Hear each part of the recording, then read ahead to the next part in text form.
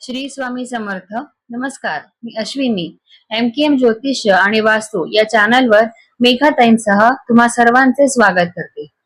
आज आपण एका वेगळ्याच विषयावरती चर्चा करणार आहोत, मनोगत व्यक्त करणार आहोत. तो विषय असा आहे की त्याच्यानी थोडस यंग जनरेशनला एक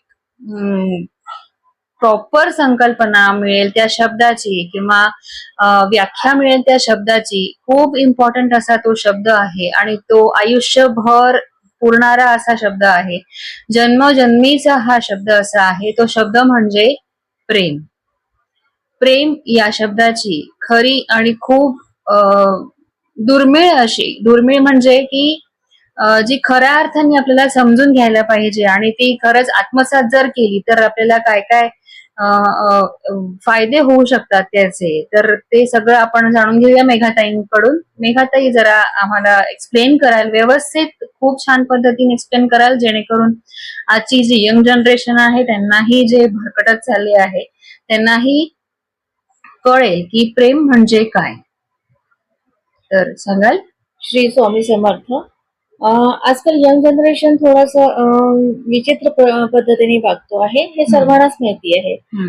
प्रेमासाठी ते काही करतात, कोणत्याही लेवलला जाऊन काय करायचं ते त्यांना स्वतःला भान नसतं की मी काय करत आहे. पण प्रेम इतकं सुंदर आहे.